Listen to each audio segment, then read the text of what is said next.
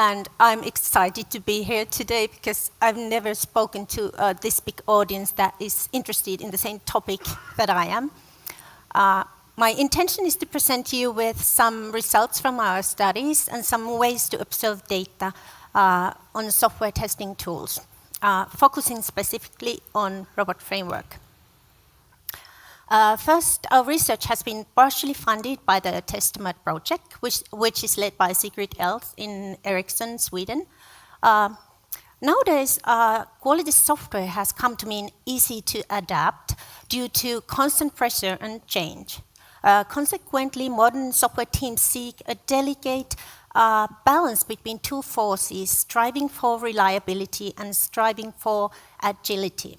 The TESTOMAT project will support software teams to increase the development speed without sacrificing quality.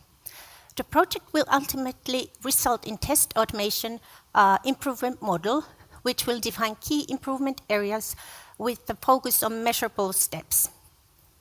There are 34 partners in the project from 6 countries, namely Finland, Germany, Netherlands, Sweden, Turkey, and Spain. So, investments for software automation apply to development environments, tools and skills of the developers or employees in general. And recent industrial surveys show increased interest in test automation. Test automation has been defined as the area of importance or improvement opportunities in testing activities. Test tool or test automation consultation is considered as a service most required from external consultants. However, it is claimed that lack of right tools for software testing activities is seen as an obstacle. And at the same time, there are hundreds of commercial and open source tools for software testing available in the markets. When faced with such choices, practitioners often turn to their fellow practitioners. In fact, the context of software process improvement has shown that practitioners prefer the opinions of their fellow colleagues more than empirical evidence. There's no plausible evidence that suggesting the situation would be any different for test tool evaluation or selection. It can be questioned, though, whether such beliefs are uniform or credible in general. So, in our research, we investigated how software practitioners evaluate software testing tools. We set up 15 criteria for tool evaluations, presented in alphabetical order. And these are based on our previous study, and those rest on ISO IEC 25010 quality model. The responses from the respondents were able to select one or more tools and evaluate the criteria of their choice for each tool, one tool at a time. And they were able to indicate whether the evaluations were based on their experience, hands-on experience using the tool, or some generic opinion, for example, observing others using the tool or reading about it. And the criteria were evaluated on a scale from 1 to 10 at intervals of 0.5, and the default value was 5. And then we analyzed the data as percentage from 1 to 100. And we ran 2 surveys and received evaluations from a total of 89 respondents, 77 of which evaluated robot framework, and that's 86.5 of the respondents, and the rest just evaluated one or more of the other tools. Some wise words from Oscar Wilde. He said that experience is the only thing you can't get for nothing. We conclude that the respondents for our surveys were experienced practitioners with years of experience both in their work in software engineering and in their current roles. It seems the practitioners tend to change roles every now and then, maybe 3 or 4 years on average. The respondents reported to have used several programming languages in their work. The most common by far was Python, followed by Java and JavaScript. The minimum number of programming languages was 0, maximum was 8, and the average was 1.8. It is notable that not all responded provided the information, but that's the findings from those that reported. And most of the respondents, this is 96 of the respondents, reported that they have been personally using the tool, so they have hands-on perceptions. And in both of our surveys, Robot Framework was the most evaluated tool. That is expected to be a byproduct of two obvious facts. Robot Framework is a local tool among the respondents, most working in Finland, and the sampling method was used for the survey. We were conducting the consultants in the TESTOMAT project, and we were focusing on Robot Framework. Most of the respondents were working in Finland, but the geographical dispersion was wide, and 3 responses did not provide the information, but that's not significant.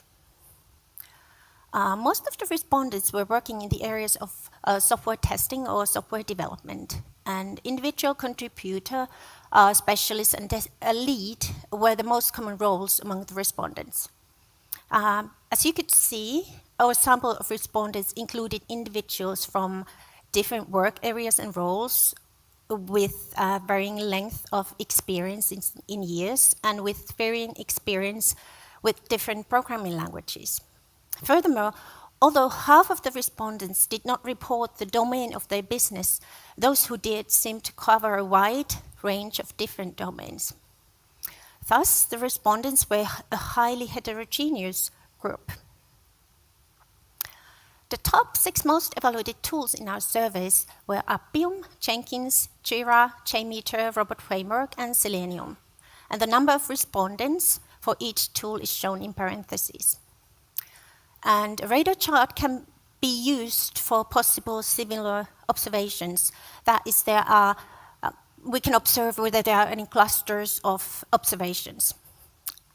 And this is a radar chart of those top 6 tools, and we can observe that, as expected, the people evaluate different tools in rather different ways. So viewing the radar chart for the evaluations of Robot Framework only looks like this, and the graph looks quite nice, and it seems like most of the criteria are aligned, programming skills and popularity showing slightly lower values than the rest of the criterion. But the data can be viewed differently to see possible problematic issues or things worth studying in more detail. And it has to be noted that the higher the value, the better the evaluation. So for example, for programming skills, the respondents were instructed to evaluate like 10 when it doesn't require much programming skills, so it's a very easy to use tool. Or for costs, it was said that 100 was that it's a very low cost tool, and for 0 would be it's very expensive to use. So the table here presents the arithmetic means of the evaluation for the top 6 tools in our survey. So this is another type of view of the data. The criteria having the value greater than 80 has been highlighted with green color. For Robot Framework, the lowest evaluation was given for the criterion programming skills, which has been mentioned earlier in the earlier presentations today.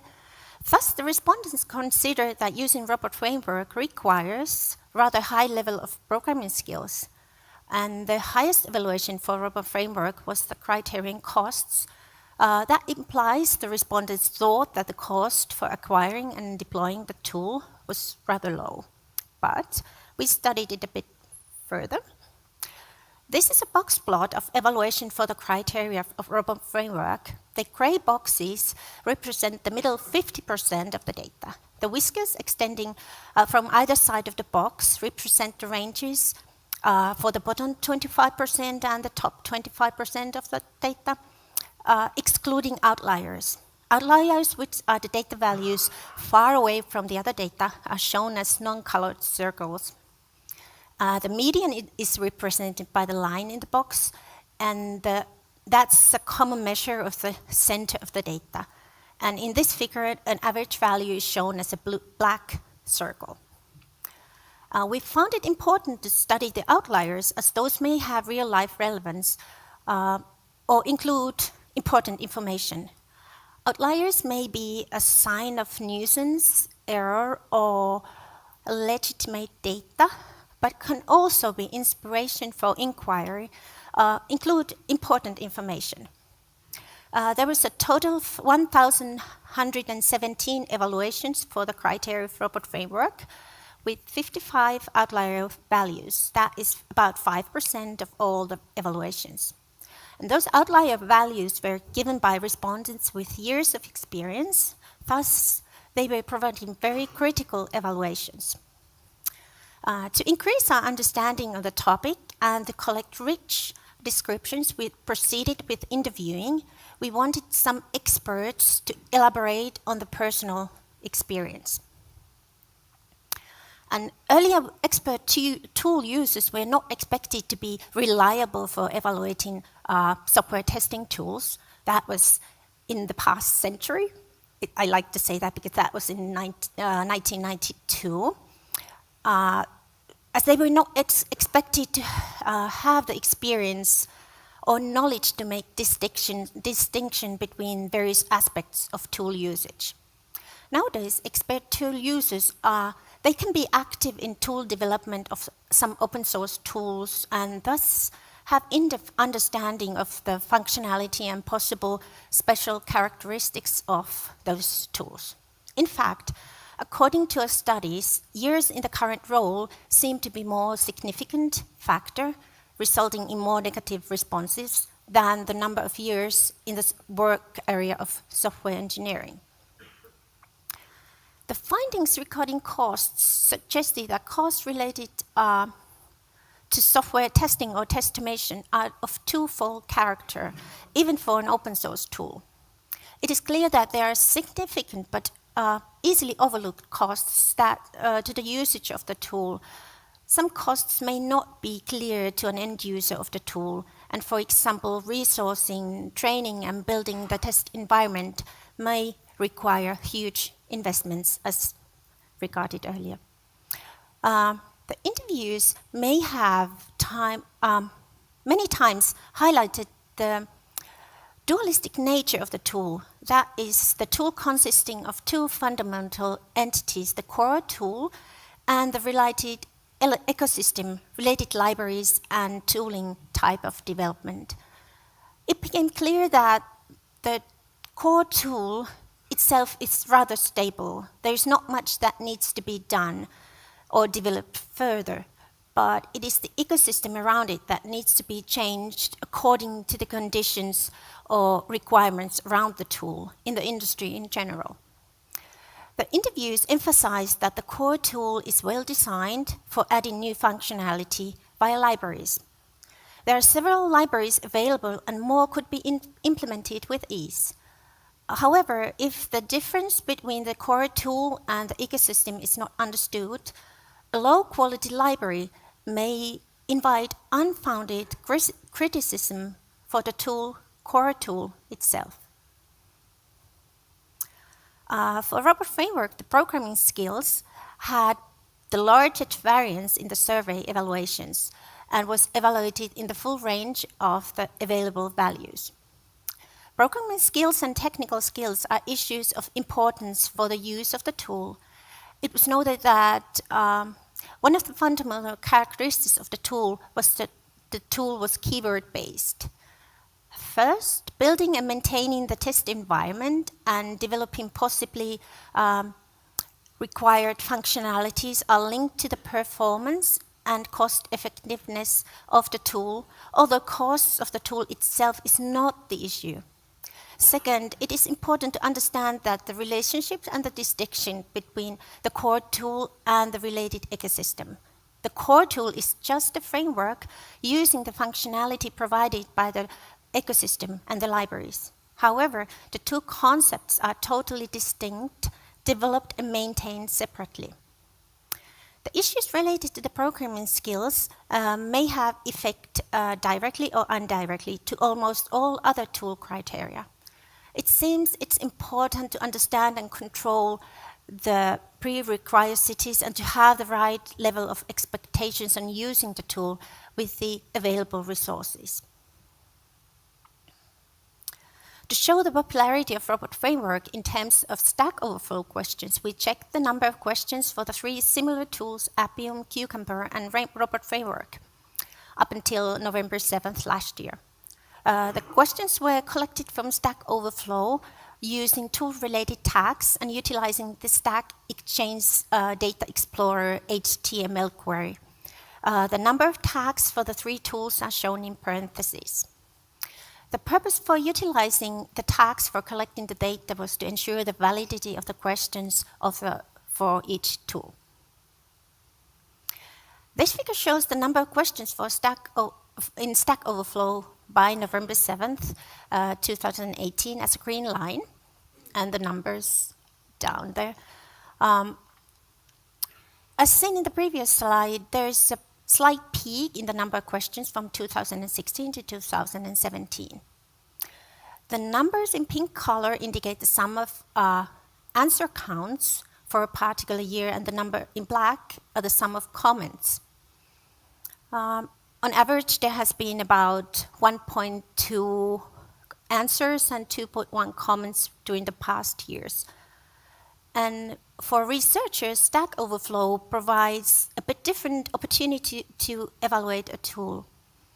For a survey, we normally provide predefined questions and request practitioners' feedback on those. In Stack Overflow, the content for a question is expected to originate from a real-life experience for a matter that is important or too challenging for a practitioner to solve him or herself.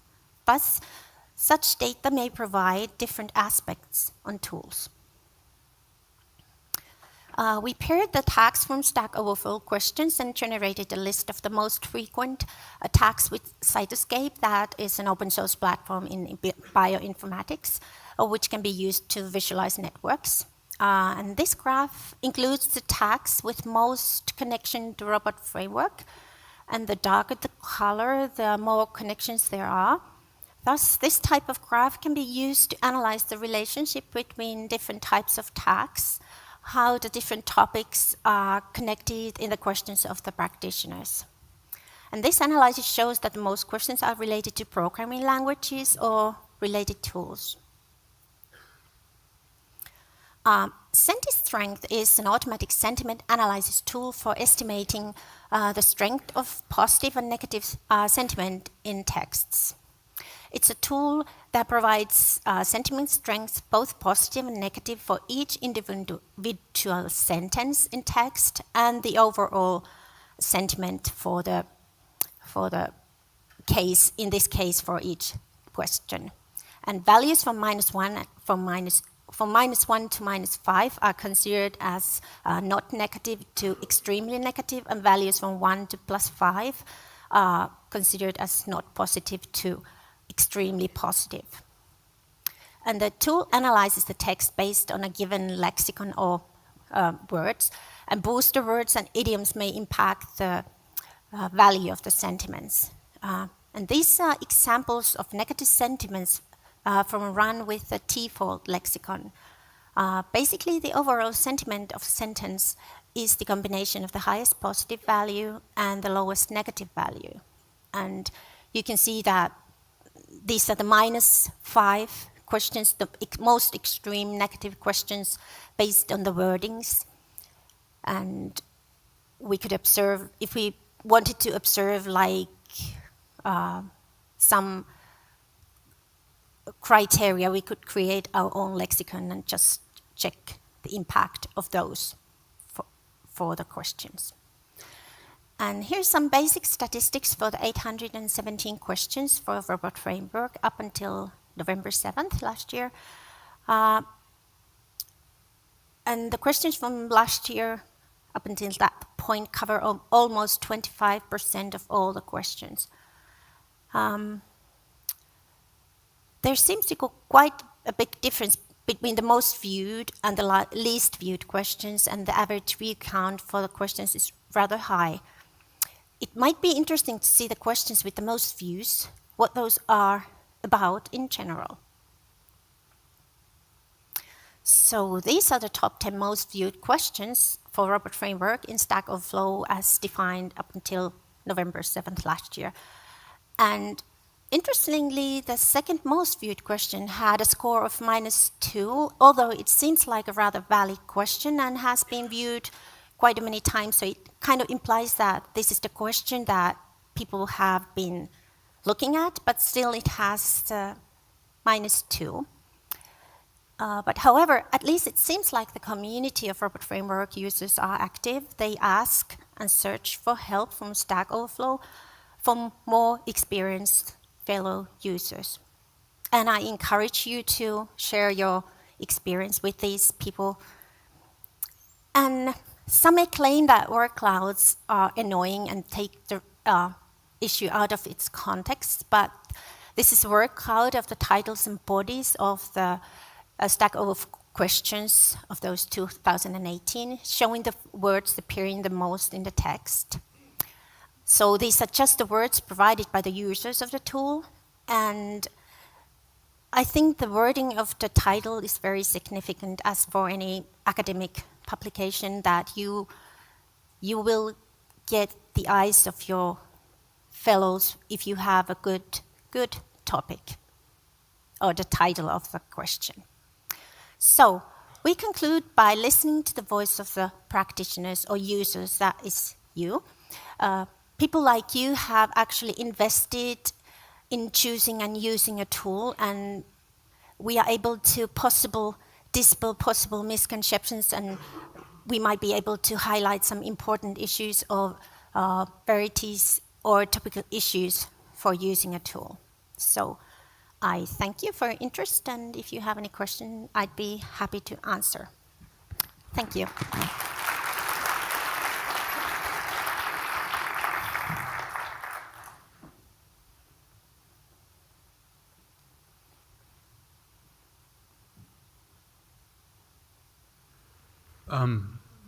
With the sentiment, I know there was, a lot of negative ones on the explanation points coming up. Does it become positive if it's like, I really love this, exclamation point, exclamation point? Does it become a positive one? Yes, I think love is an extreme positive word in the lexicon itself. And if you put those exclamation marks, it checks that. But it doesn't go beyond +5. Yes. The lexicon defines, it's a huge text file that defines that there are some words that have predefined value, and if it finds those, and if there's idiom or some booster word, it might get more positive or negative value. Thank you very much, and it was very interesting survey, I guess. But you said you had only 89 respondents, and yes. For me, to be honest, it seems like a statistical error amount of person, and maybe a traditional Finnish company who is providing consultancy services have more people who are testing using robot framework. But didn't you try to search from, for example, same websites that other tools which are more popular than robot framework? We had actually the list of tools included 100 tools. Those were based on our previous study where we asked people that what tools do you know or what tools you have used, and we included 100 of those for the people to evaluate. But the problem for academic surveys is to get the respondents. It's common, and sometimes if you get over 30 responses, you can be quite happy. Some people don't get, they get like 20, and so we were quite happy to reach 89. Of course, there were a few more responses, but they were stripped away because they did not fit our quality requirements. And first of all, we did not want to contact just a single company because we wanted to have a very diverse group of people, so we could show that even though they come from very different contexts with very different ideas, or they have used different programming language, they still can come up with rather reliable results. Actually, we have done much more like academic analysis with the data, and we could conclude that if you have expert users, you can kind of rely, if you have 7 experts you can rely. Like earlier, one presenter said that he had done already something in one company and then he went to another one and it didn't work. So if you just rely on one person, you might not get the result you want, and you might just quit with the tool if you just don't know how to proceed. So it is a low number, but like it's... So whenever I contact you, I ask you to respond to my surveys if I I kindly ask you to respond. Yes.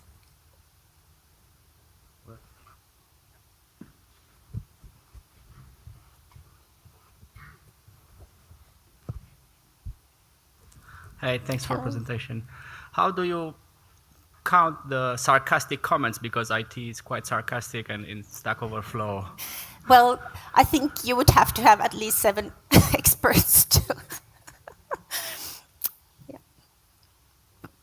But we could show that, like for the same thing, people can respond very differently. And then if you just use one method, you might get totally wrong impression. And like we were happy to have a few interviews to give us some detailed information, their personal experience on using the tool, and we could get very valuable information that way. So you mentioned Stack Overflow. Do you by any chance have access to or information from some of the other channels that we communicate on, like Slack or possibly even GitHub? I don't think I have. I don't think I have access to GitHub or Slack. Of course, if I was given the data, I could do some. But I have used Twitter, and I have used what else? Twitter and what was the other channel? And then academic channels to mine data and analyze that. Yes, but then of course Twitter can be used, but I don't. Of course, I don't show that this is the person who has asked or something. So, yeah.